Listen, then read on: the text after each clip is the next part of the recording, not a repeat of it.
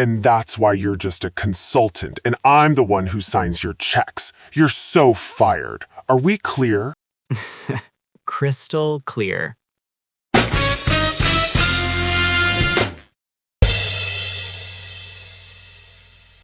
Welcome back to the Midnight Deck. Tonight's card is a familiar one in the corporate world. The tyrannical boss. But this isn't a story about just quitting. This is a story about turning the system against the man who built it. Our next guest, James, calls it the $30,000 resignation letter.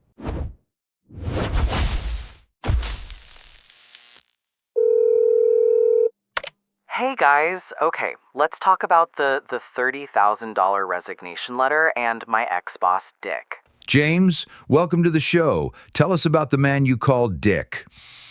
Yeah, Dick wasn't his real name, but it fit him perfectly. I was an IT consultant at his firm for 3 years, and for 3 years, I watched his pattern. He always had to have a target. One employee he would systematically bully, humiliate in public just to assert his dominance. The classic workplace sociopath, right? Exactly. For my first 2 years, it wasn't me. I just kept my head down. But then the guy he was targeting quit, and suddenly I was the new target. It started small. Overly critical comments on my reports, sarcastic remarks in team meetings. Then it escalated. So, what was the turning point? How do you get the $30,000? That was the end, but the real turning point was a month before. We were in a meeting with a major client. I was presenting my part of the project. In the middle of my presentation, in front of everyone, Dick interrupts me. He says, "James, stop. You're boring our guests. Let me take over. I'll show you how it's done." He didn't just sideline me. He humiliated me. In that moment, I didn't want to quit. I wanted to win. Wow, now I know why you call him Dick. So revenge was on the table. But how? You can't just fight the guy who signs your checks. You don't fight him. You let him defeat himself. I went home that night and didn't punch a wall.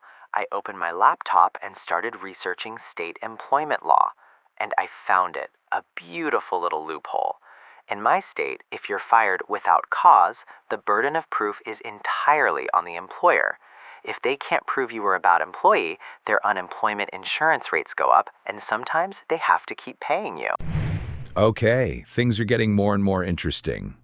So your plan was to get fired? Kind of.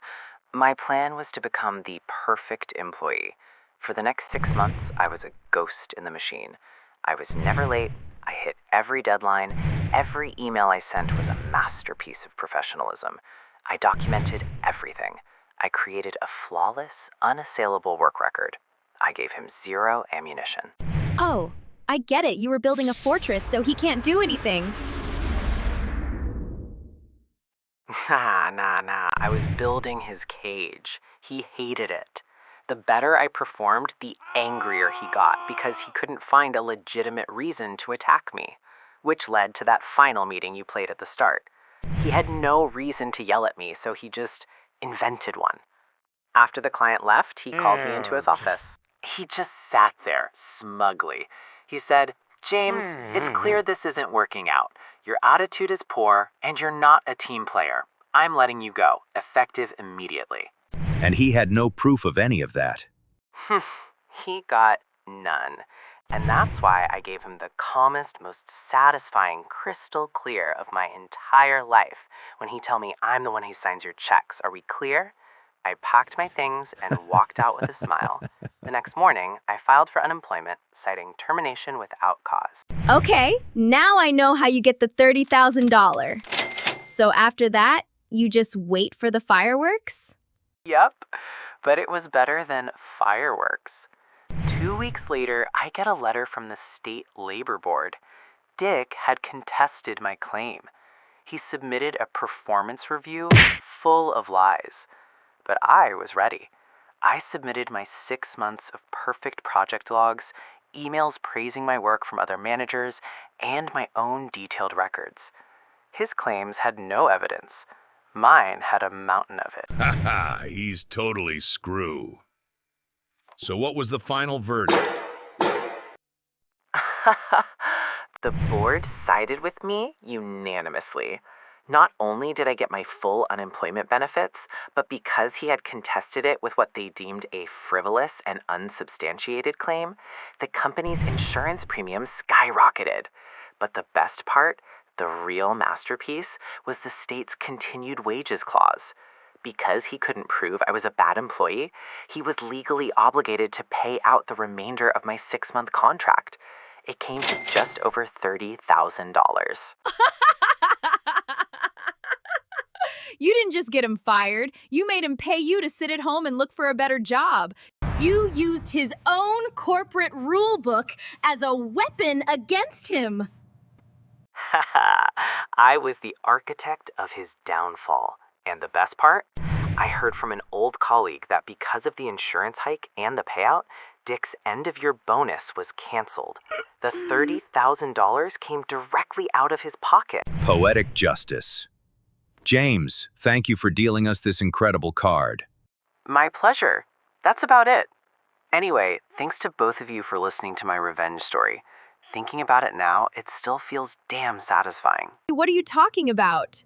The pleasure is all ours. Thank you for sharing this with us. Take care from now, James. Bye. I appreciate it. Take care, guys. Bye-bye. Okay, chat's the kind of story that restores my faith in the universe. Smart revenge is the best revenge. It shows you, sometimes the most powerful weapon isn't a fist, it's a rule book.